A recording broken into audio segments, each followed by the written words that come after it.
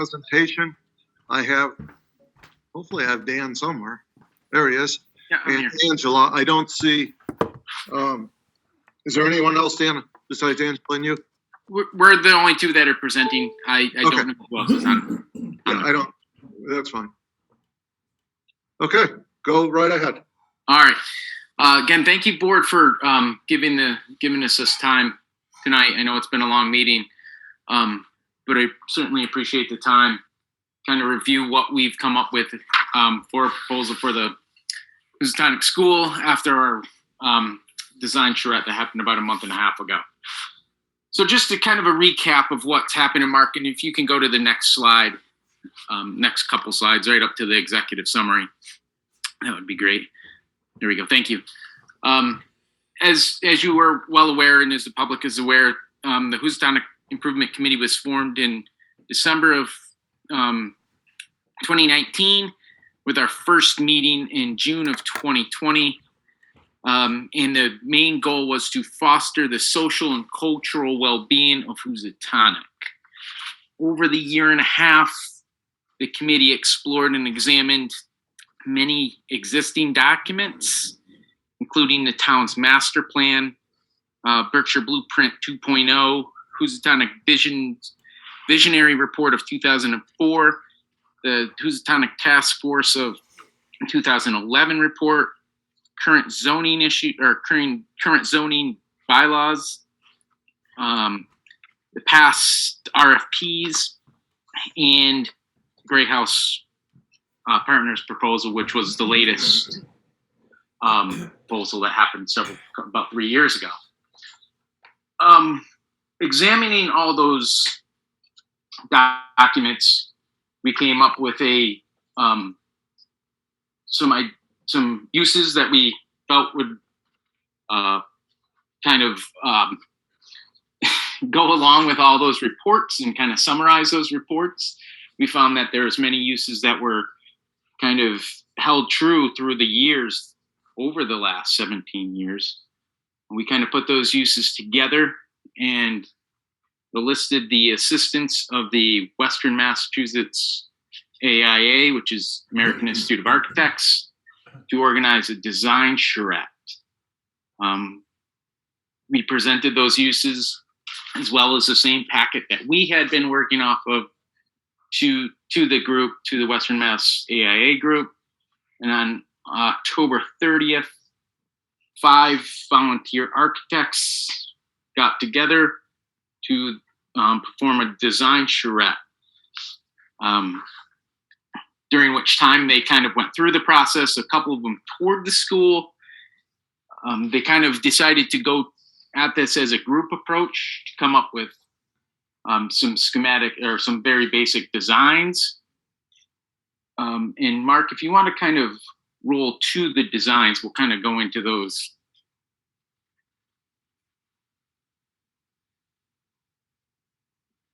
So they came up with essentially 2 concepts, with the basement and first floor being the same in both concepts. The difference was the 3rd floor, where they included residential spaces. In the net, and if you go one more slide, Mark, we can see that, or a couple more slides actually, to the top floor, if you will. Perfect. Just tell me when to stop, Dan. Yep, that's good right there. Thank you. So this is the first option, which includes 4 2-bedroom apartments, 3 1-bedroom apartments and 1 studio apartment. This would entail the whole of the whole top floor, 2nd floor or 3rd floor, however you're looking at it. And if you go one more slide for me, Mark. This was the alternative to that, which would include 6 2-bedroom units. Now, if you kind of roll back all the way back to the basement plan, if you don't mind, Mark. I'm sorry, back to what? Yes, back to the basement plan. 2 more slides. One more, thank you.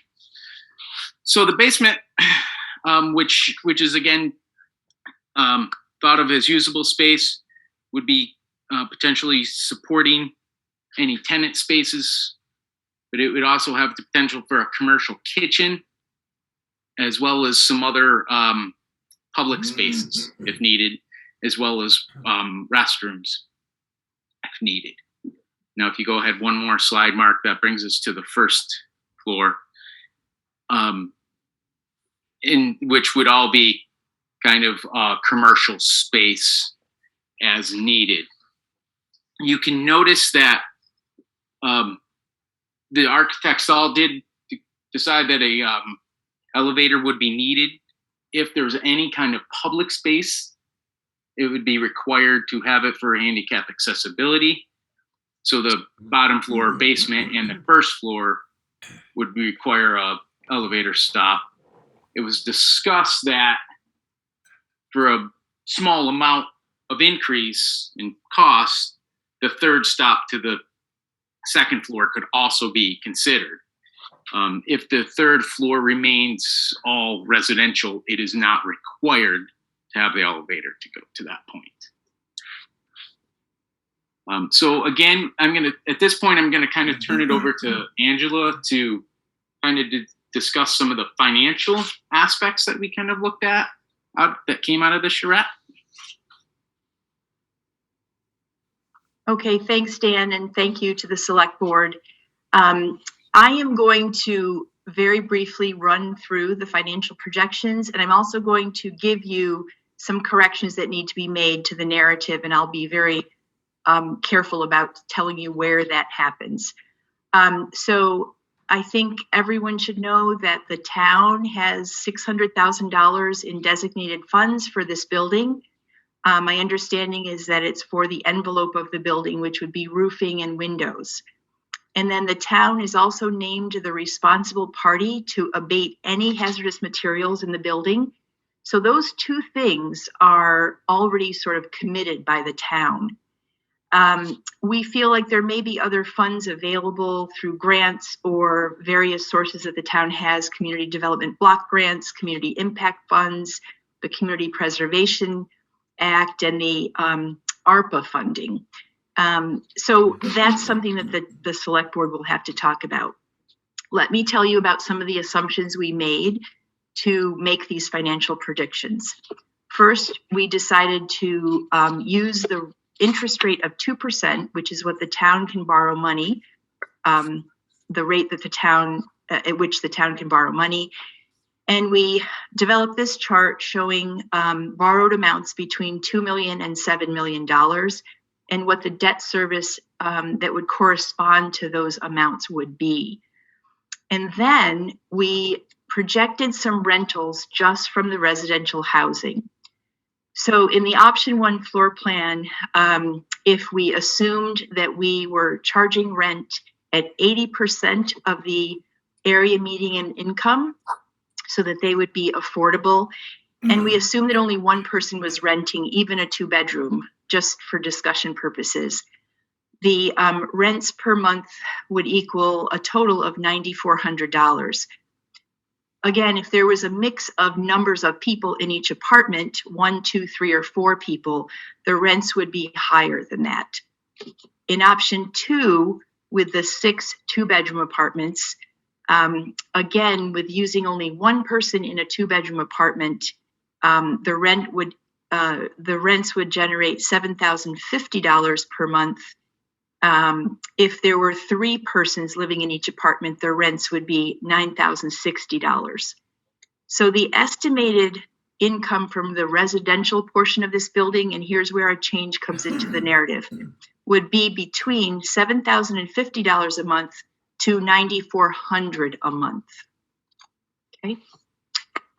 Then if we go to floors, the basement level and the first floor, and we look at the various different meeting spaces, we used rental rates that are based on a very reliable source, appropriate to Housatonic, and we used those numbers to generate the monthly rentals for various spaces based on their square footage. Underneath that chart, go to the next slide, Mark, if you would.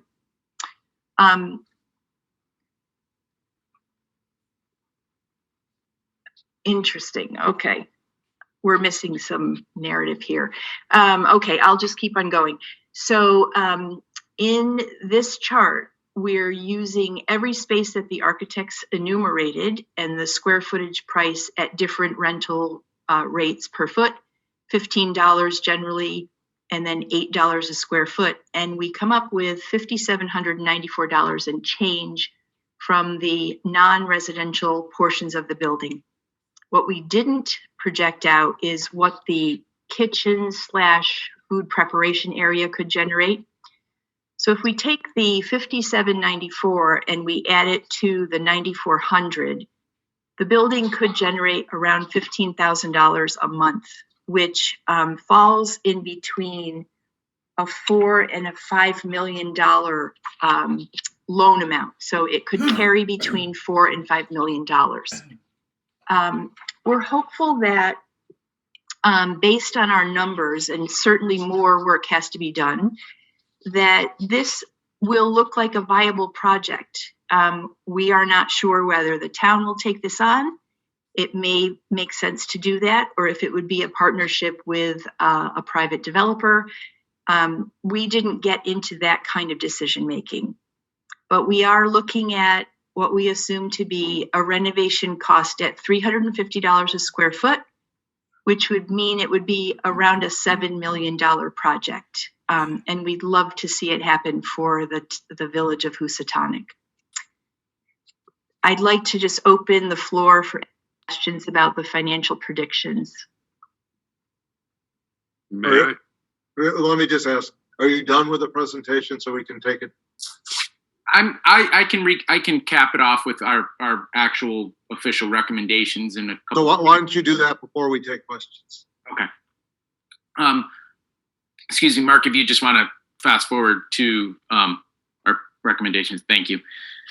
So these are our official recommendations. And as Angela mentioned, we are recommending that the select board require that either through an RFP or as part of a deed that some portion of the building remain in public use.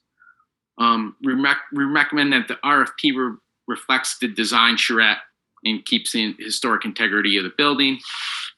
We recommend that the select board acts proactively to promote the availability of the building both prior to and during the RFP process. And then, which kind of leads us to a path forward where what we envision seeing happening with this, first and foremost, would probably be the phase 2 environmental. As soon as we could get a scope and the funds were available to kind of start that. We do know that the town is on the hook for any kind of environmental remediation that would need to happen in the building. The town will actively identify and pursue potential grant fundings for the renovation. Again, this would be to help defer any costs that might, so we don't have to put anything else on the taxpayers. The town will move forward with securing the roof with tarps and boarding the windows. I do believe that money has been allocated for that, and you guys are in the process of that. And then in the event that this does not generate what would be an acceptable proposal, we do ask that the select board bring it back to the Housatonic Improvement Committee prior to putting a final stamp on demolition of the building. And again, that's just so we can chime in as part of our charter to foster the social and cultural well-being of Housatonic, just so we can weigh in one more time on the property. And then finally, also, it should also be noted that the select board has made this commitment, in the Housatonic Improvement Committee has also been hearing the same thing, that the building lot should remain the building lot, and that the sledding hill and the park should not be disturbed or even considered during any part of any RFP or any sale of the property. And it should also be noted, because the question comes up a lot, that there have been parking studies done that do show that some parking can be feasible there. Obviously, a more in-depth parking study would have to be done when the actual uses would be determined. That's what we have for our presentation. I do believe at this point we will open up to questions from you, do the best we can to answer them. Sure, go ahead, Ed. Yeah, well, first, obviously, thank you. I've been to most of your meetings and I know how much work you guys put into this. I have a question on the numbers. The estimate was it's most likely to be in the $7 million range. So I'm not a developer. The difference between rent and what it'll pay for that seems significant. Yes? Did I miss something in there?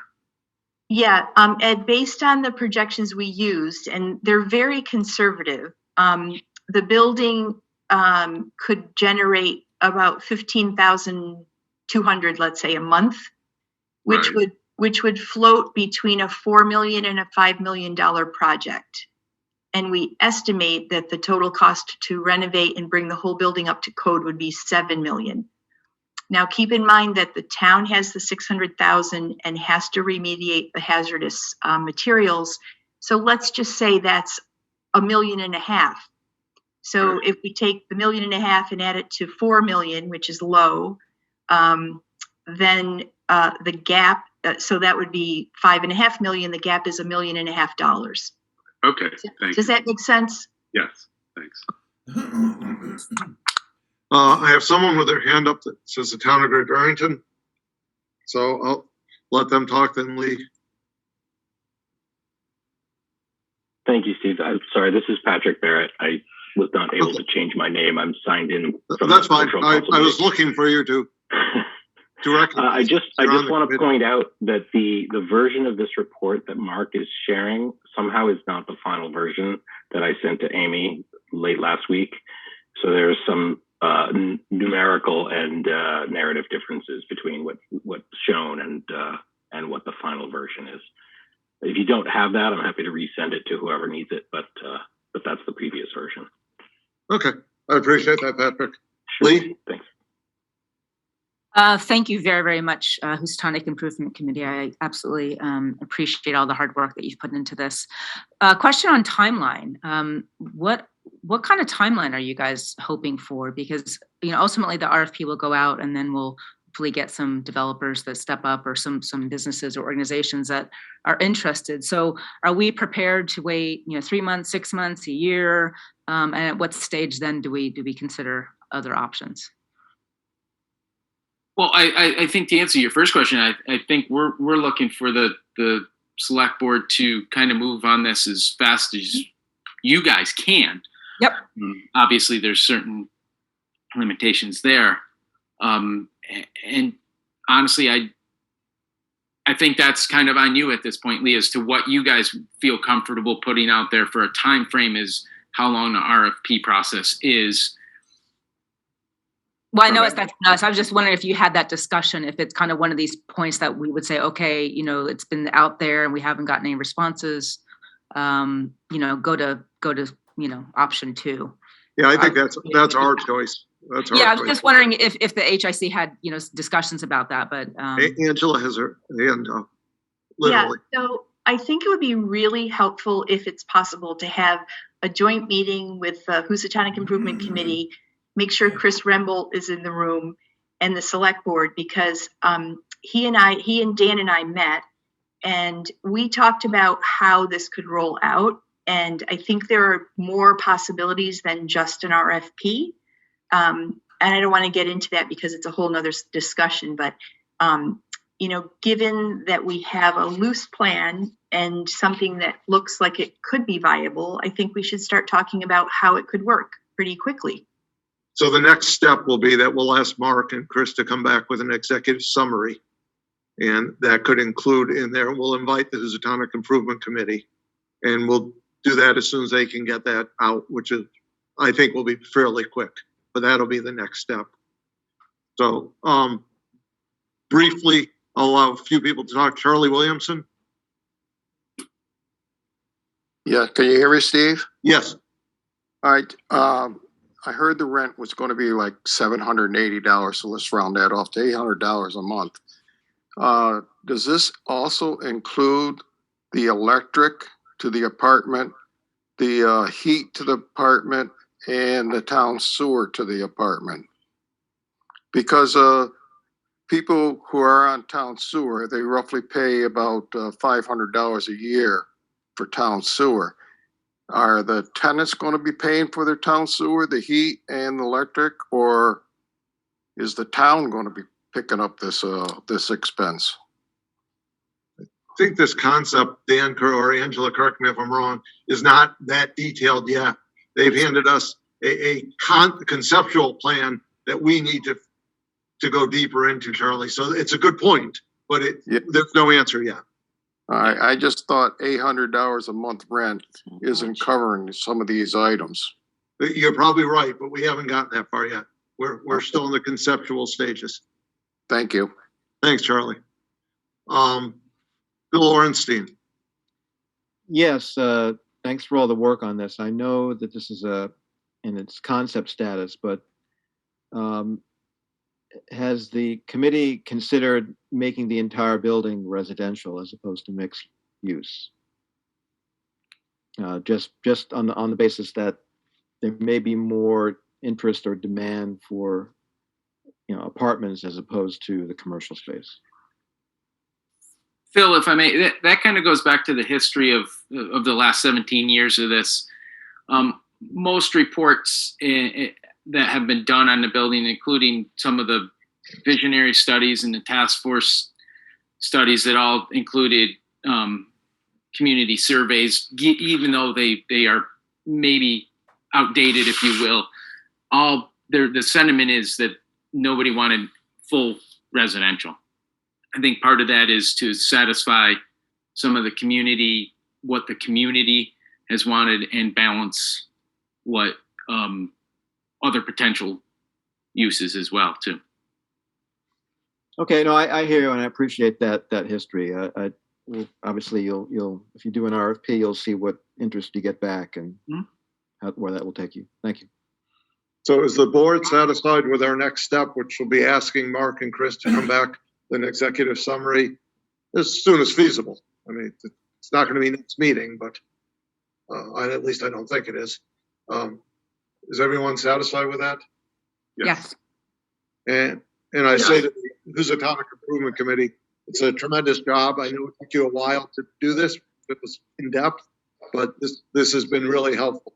And we will invite you to our meetings, our next meeting when we discuss this, and we'll move this along as quick as possible with you with us. We really appreciate it. Thank you. We certainly appreciate the opportunity to keep this moving forward. So thank you. Yeah, we need to. It's our pleasure. Thank you. Thank you very much. Thank you.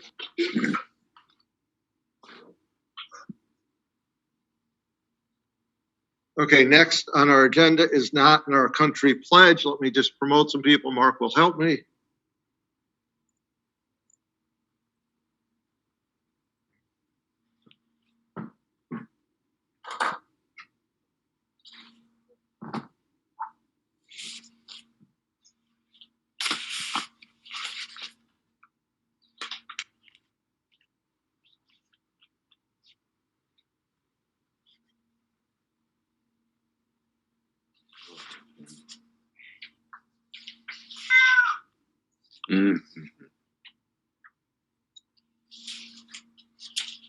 Okay, we should be good with all three now. Okay, hold on one second.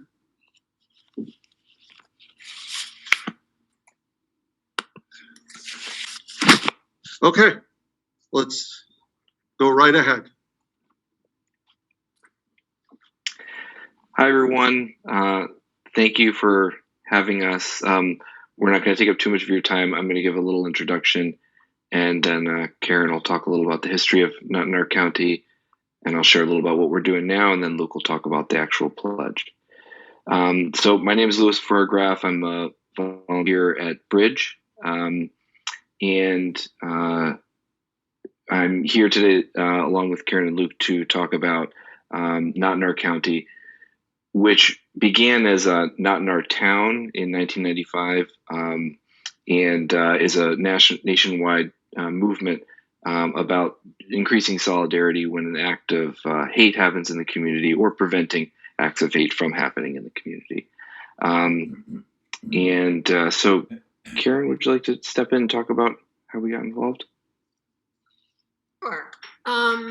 As Louis said, in 2017, through a citizen initiative that was through the combined efforts of Multicultural Bridge, the Berkshire Interfaith Organization, and the South County Race Task Force, we decided to become a part of the national Not in Our Town movement in response to racist incidents in our town, in our schools, targeted acts of against religious groups in our community, and also increasing concern for our immigrant community in light of changing political climate at that time. We chose Not in Our Town because of its history of success across the country at unifying communities against acts of hate and effectively changing the social climate in those communities by citizens rallying to support those that have been targeted. So we decided to launch a campaign here back in 2017 with partly because it had a unifying logo that could be identified. It included people making a commitment to not be silent when they witnessed acts of ignorance, hate, or intolerance. And it included a collaborative approach across the county. We started out thinking we would do Not in Our Town, and then through interest across the county decided we would make it Not in Our County. At that time, members of the select board, as well as many individuals and businesses across the county, took the pledge.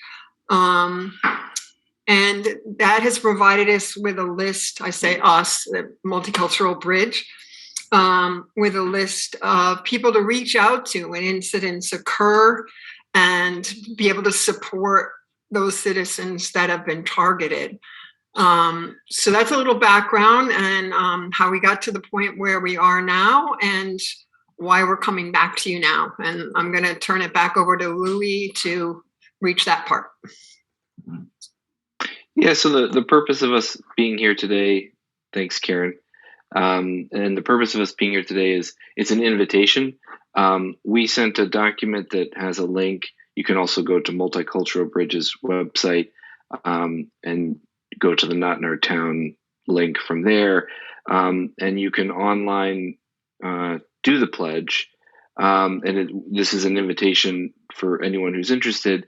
This isn't something, the way Bridge is thinking about this is not that we're trying to obligate people to do it. It's actually, we want to enroll and engage people who are interested in being involved. The commitment at its most essential is small, to say the pledge daily. The way I do it for myself is not necessarily that I say the exact pledge every day, but every day I will reflect upon, have I done anything today that's kind of moved things forward, sort of tried to make a little shift. So it's an active engagement and commitment. And so this is an invitation to for the select board, the newly elected new select board, to consider being a part of that in whatever capacity you can. Luke? Yeah, thanks, Louis, and thanks, Karen, and thanks, select board members and everyone doing your part to take care of this town. It's a lot of work tonight, and it's been a long meeting, and I'm sure this is not rare for you all. I'd like to read the pledge, and I'd also like to probably, I'll speak for me, but I think I can speak on behalf of Louis and Karen. The Bridge is all about building relationships, and if anyone wants to sit down for a cup of coffee or have a cup of tea to just talk about what this pledge means and how to make it more of a practice, like Louis is talking about, we'd be happy to talk about all the ways to plug into social justice in the Berkshires. And so here's the pledge. I commit to working together with my neighbors to create safer, more integrated communities for all residents in Berkshire County. I do not stay silent in the face of intolerance or hate based on race, religion, sexual orientation, gender, identity, ethnicity, country of origin, ability, or any other factor. I work to acknowledge and heal all forms of hate, bigotry, and bullying, and I pledge to renew my commitment to this work every day. And so, just like Louis said, we're asking for folks to consider signing, for folks that have signed to think about what recommitting to the pledge means for you. Thank you very much. I was here when we first did this, and it's as important that now as it was then. And I'm glad you're always welcome to come back and remind us. Thank you very much. Thank you. Thank you. Thank you. Thank you. Citizen speak time.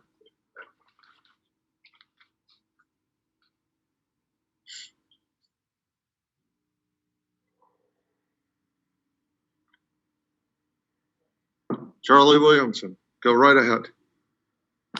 Okay, Charlie Williamson, 48 Blue Hill Road. I've noticed here in the last week and a half, we've had outside contractors planting some vegetation on Main Street. I'd like to know what the vegetation is, and do you have a ballpark price, what this is costing using these outside contractors? We'll bring that into the next meeting, Charlie. Okay, well, what I wanted to bring up is if it's what I think they're putting there, like swamp grass, this is going to be a problem come next summer. There are blind spots on our pedestrian crossing ways. Swamp grass grows to at least 5 foot high. You're going to have accidents in the town. I do believe we could have used our own town employees to plant this material. And all I'm trying to say is I would like to see the selectmen take a 3 or 5 year project of improving the traffic problem in Great Barrington. I know we're working on Lake Mansfield, spending money on that. We spent money on charging stations. It's time to get in pedestrian crossing lights on all the crossing on Main Street. People just walk across there and stop the traffic. You got green lights and nobody's moving. I appreciate if somebody would put it on an agenda to look at it. It's serious. You can't get through the town of Barrington. Thank you. Thank you, Charlie. You're welcome. Vivian Orlowski.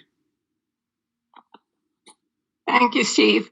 I just want to make a brief comment thanking the Finance Committee for all their research and discussion on senior tax deferral, and the Select Board for making this program, or recommending that this program for town meeting be made more accessible to senior longtime residents.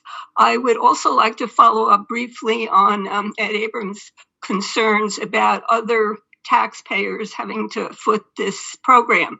Deferral is not an expense, and it does not change tax rates. The deferrals are not in any way charged as an expense because it does not reduce seniors' taxes or give them any funds. The town gets all the taxes that are due, just paid later and with interest. So repayment is secured by the first lien on the deed, as we heard from the Finance Committee, and no senior can charge more than 50% the value of their home. So the town is essentially guaranteed to get that money no matter what happens with the real estate market. So just to be clear, the elderly tax deferral safety net is different from exemption programs that Great Barrington already has, and rightly so, for very low income seniors. Exemption programs are limited, and they only very slightly reduce the overall revenues for the town, and they only slightly reduce most tax bills because they're limited to something like $1,000. So there's a big difference, and this should not be seen as anything that will impact people's taxes or the overall tax levy. Thank you, Vivian.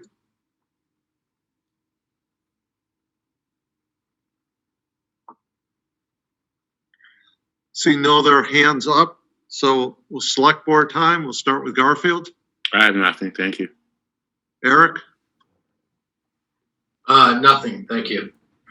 Ed, Yeah, just quickly, since I was mentioned in that, the town needs to take in $32 million.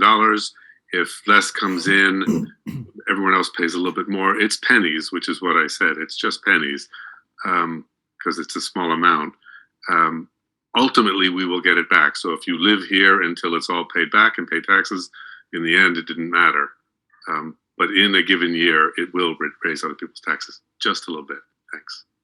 Lee, Nothing. and I have nothing. Media time.